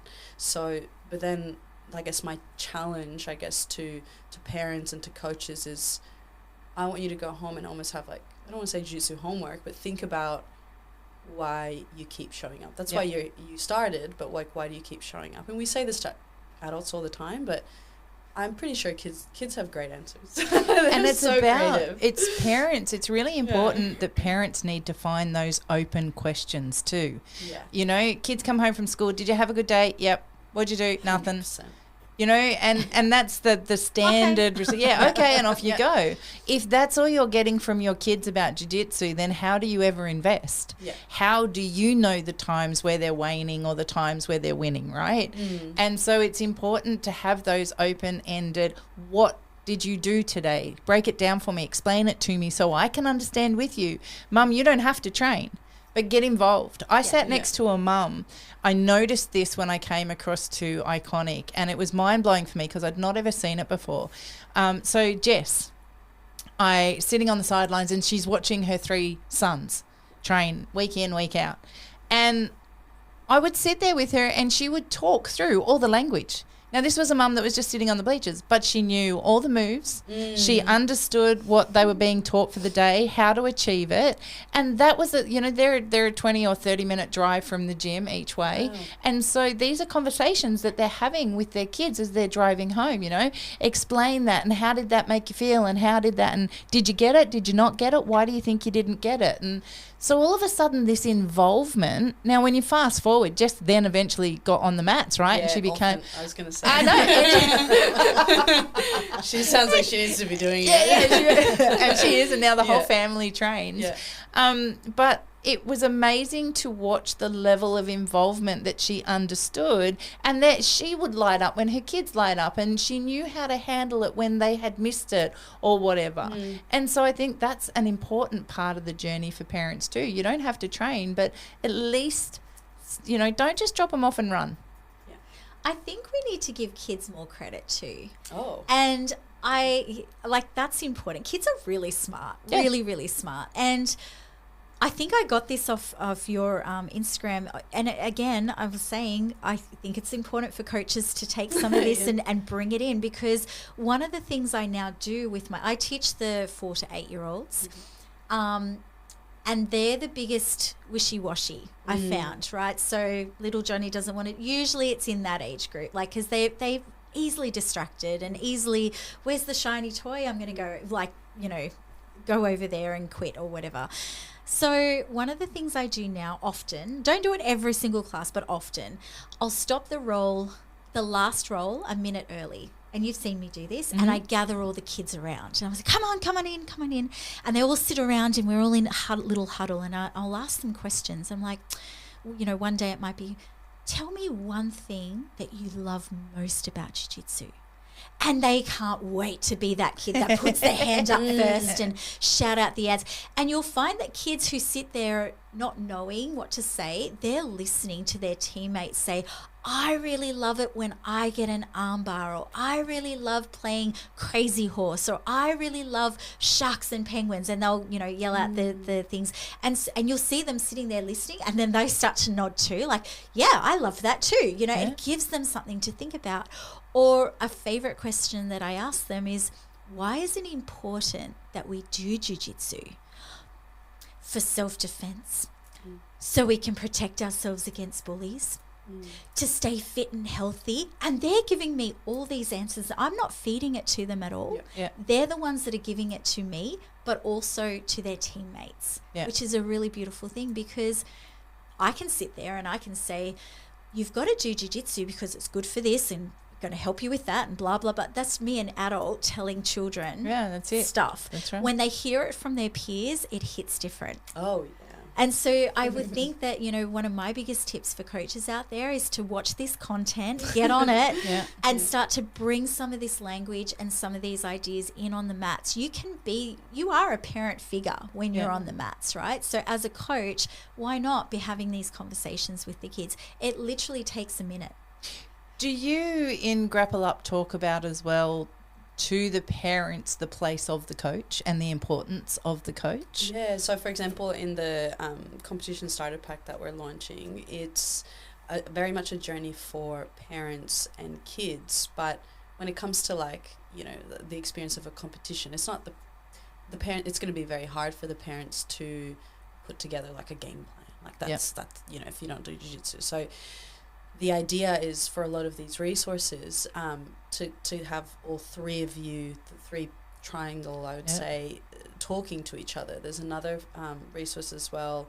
It's a free report card, right? Which means now that the coach is having to fill out, what little Johnny needs to work on. Now you're vocalizing with the kid, for example, things that you do well, things that areas of improvement for potentially the next thing, whether that's preparing for a comp, whether it's for your belt or whatever. And then it's also kind of, that means that the parent needs to kind of download the report card. So there's this, all of a sudden, this communication, which we know in other areas of life, like communication is a big almost way to kind of mitigate, right? A lot of the hurdles that will be coming up. So I think the more parents are involved, the more inevitably those questions will be asked for the coaches, and that just means the level gets higher, right? It means that coaches no longer feel that, it's just the kids' class, I don't need to put as much effort in, because even if I just show them this, it'll be fine. Now, if there's almost a higher expectation of them, as everyone rises kind of to the occasion, right? So, and it's all again for the best of the kid. I'm not trying to put more work into any adult, any coach, or any parent, but again, some sort of accountability that there is, whether that's you're expecting this from the parents also expect this from you as a coach, right? So it's not easy, but I think if you love what you do, right, and you're good at what you do, you're not afraid of these challenges. They're there to kind of help you grow. Growth's uncomfortable, right, for everyone, whether that's a coach, kid, parent. But a lot of kids too, there's a big run at the moment over in the UK. They're running a lot of statistics and analysis on neurodivergency in classrooms over in the UK. And what they're saying at the moment is 5% of the class is dyslexic. That's diagnosed. Anywhere up to 25% of every class in the UK has some form of neurodivergency in that classroom. And the education structure isn't meeting the same learning composition that neurodiverse needs. And we know fundamentally that jiu-jitsu is a huge whopping magnet for neurodiverse people. Right? We know that, and we know statistically that that's true too. I think from a coach perspective and a parent perspective, being able to go up to your coach and be perfectly upfront and say, hey, listen, this is my kid's idiosyncrasies. This is what's going to happen. We need you to just keep pushing through this, or, owning that as a parent.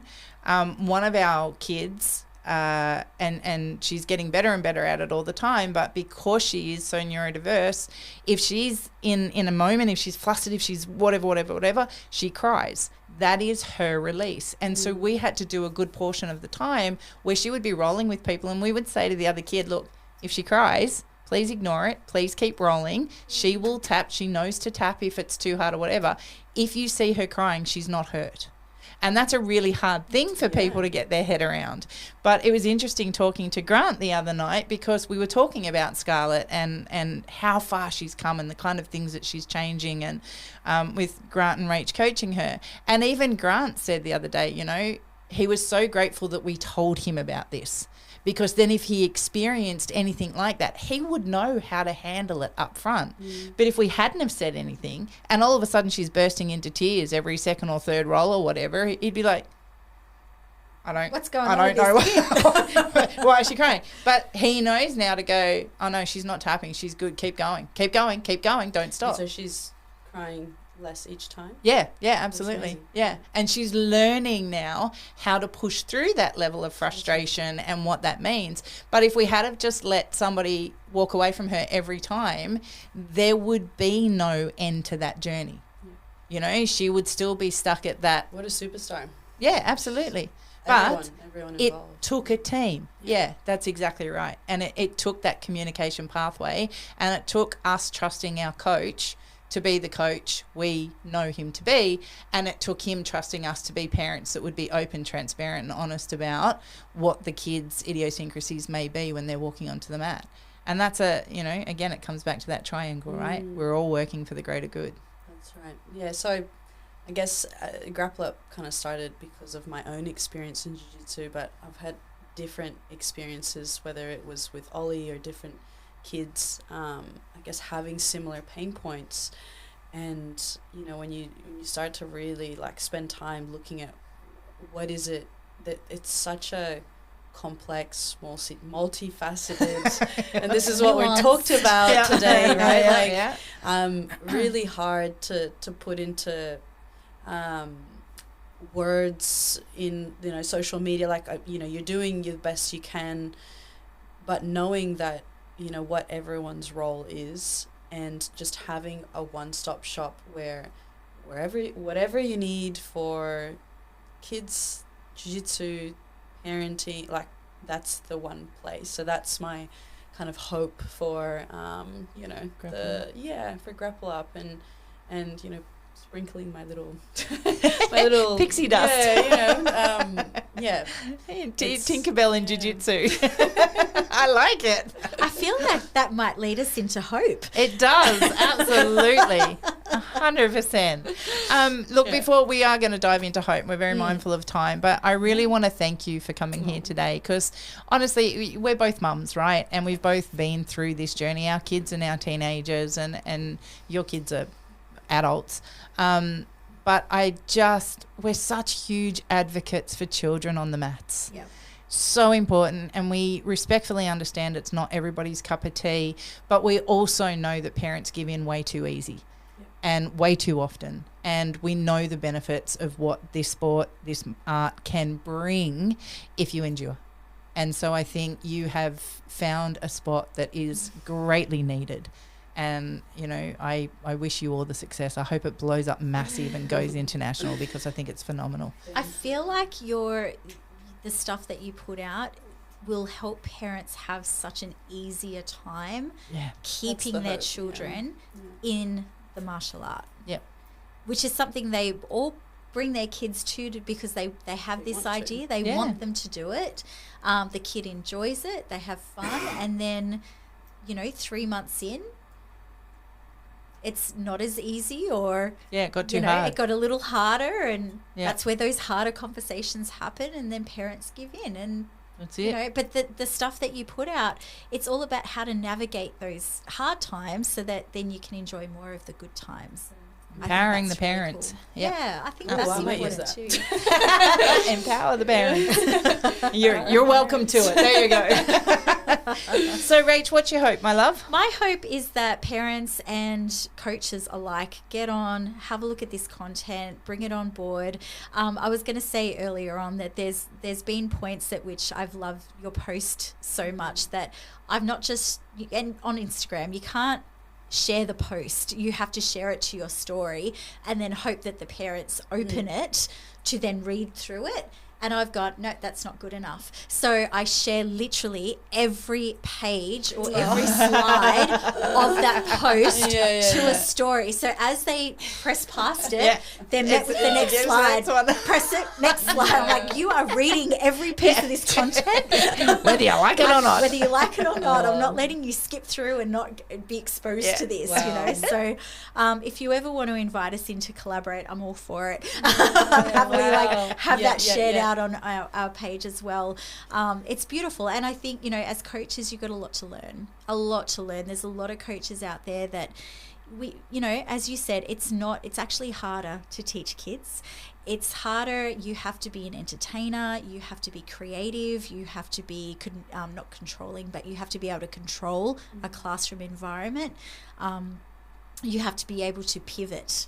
I will take my hats off to any kid coach. I will coach adults, no problems at all. Yeah. I will not step on the mat and coach a room full of kids because, it's not in my DNA. It's just not. I will swear at them. So I just think, you know, there's so much to be learnt here, and I'm sure it's evolving all the time, and I really appreciate the work that you do. So that's my hope.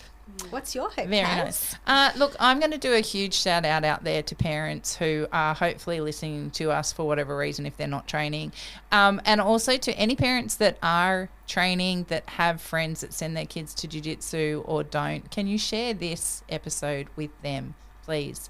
Because we say it all the time.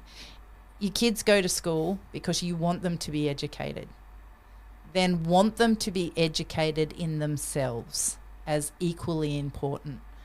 And what I mean by that is that whether it's jiu-jitsu or whatever sport that you might define is their sport, don't let them quit. And if you're not sure how to get there to do that, if you're not sure how to push back on your child that's telling you they want out, please go to grappleup.com.au, because I think sometimes parents just don't know. They just don't know. There is no rule book the day you give birth. There is no, this is how they're going to react at 5, at 15, at 25. I have 5 children. They're all friggin' different. Every time I think I've mastered it, I get proven that I haven't. So we need help. As parents, we have to concede that we're not subject matter experts in this. We are learning as we go. The learning never stops. So as a mum out there, if you are struggling with your kid, please go to grappleup.com.au and have a look at how you can help your child change that landscape. Because it's super important. That's my hope. My hope is that parents realise it's okay to go and seek help. You don't have to be an expert in this field. That's my hope. Beautiful. Is it going to make me tear up? Wow. My hope is that you don't cry too. Jeez. You sort of said a little bit of a hope, but do you want to add to that? Well, you know, I guess Grapple Up started as an idea, right? So, you know, my hope is that I continue to kind of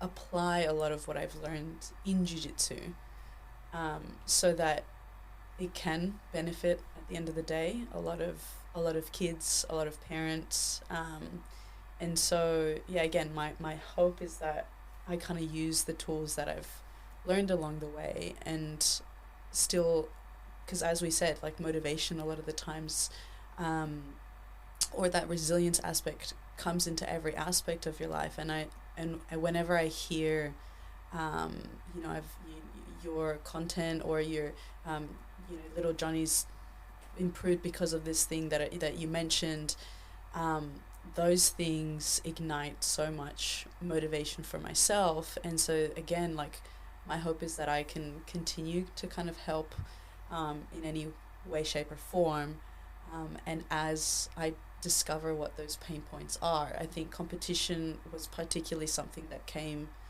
to me, whether that's because I have had experience in that, but if there's more and more things that parents and coaches struggle with, like, I want to know, because I'm sure I've either come across it or have said it in various shape or form, but you need more support, or it needs to be like clear, still clear. It doesn't need to be an instructional. Cool, right? I'll jump onto that because I'm super happy to kind of hear what those are. Sometimes as a coach that's been doing it for so long, maybe I might take things for granted, but I want to make sure that if you are that parent walking in for the first time, you know, what are you feeling? What are you, it just helps when it comes to, you know, generating content, generating guides, resources, instructionals, whatever it might be. So, my hope is that you also feel open enough to kind of message the Instagram page, email, give feedback. It's fine. Like, excellent. No, that's good. That's super important Yeah. because a lot of people will come out saying they're subject matter experts, put their content out and not listen to a drop of feedback, not listen to people that are commenting or whatever. And the fact that you're so open to evolution, you know, kids, landscape, everything changes as time goes on, right? How I was parented, oh shit, if I parented like that today, I'd go to jail. So times change and you're constantly wanting that feedback and that communication from people to say, hey, I'm struggling with this. What would you advise? What would you suggest? Or, hey, when you said that, did you mean this? That kind of stuff. Absolutely. So, you know, that's awesome. It's awesome that you're open to it. Yeah. Awesome. Thank you so much for making the effort to come up here because, I mean, we could have got you on TV, but there's something magical and special about having our guests in studio. There is. I get to hug you. I love it. She walked in and I'm like, hey, welcome to my house. Like a really hug. Yeah, and I guess, you know, I know you both from the mats, different contexts, and the reality is, like, we don't get as much time to talk. Yeah. So, that was so fun. I got to say, the other week when we were both in the same room at the women's open mat, and I'm just oblivious. And so then I'm sending Karen and Romi this, I'm so sorry I didn't say hello. That's okay. I'll be my own little world. Good. I don't, I'll know now. But no, thank you for having me and thinking of kind of, you know, being curious to the content and I guess essentially having that platform and that microphone to be able to hopefully reach lots of parents and coaches out there. Well, it's a no-brainer, isn't it? Like it's quality, it's good, it should be shared. So it's and we're parents who love this space. Yeah, and very we want easy it to grow. for us to go, come on and have a chat, and we love that. So so thank you once again, and we'll get you back again. Ooh, we'll get you back again once you're rearing up the next project that you're going to bring to the forefront, because I'd really love to hear how you're going. I really want to hear that this, you know, flies. It'd be great. Thanks, honey. Thank you. Thank you. You're welcome. If you liked what you heard today, like, share, subscribe, send us a message. I'm just going to tell everybody that we're not friends today because you're deserting me soon in, what is it? 9 sleeps. 9 sleeps, because she's going to America without me because she won't take me with her. People, I'm going for 2 weeks. Kaz has got it in her mind I'm going for 6 months she's or just something. leaving 2 me. She's weeks. deserting me. Won't take me with her. All right, we have to say We've goodbye. got enough, like, episodes already recorded. No one's even going to know that I'm gone. It's fine. Yeah, they will, because I'm putting Matt in her seat with a wig on and I'm going to call him Rachel for 2 hours while we do a recording. That's how much she misses me. Just make Matt dress up. Yeah. All right. So, look, keep on board, guys. Thanks for listening. We're now in year 2 of our journey, which is really, really fun. And until next week, we'll see you then. See you then. Bye. See ya.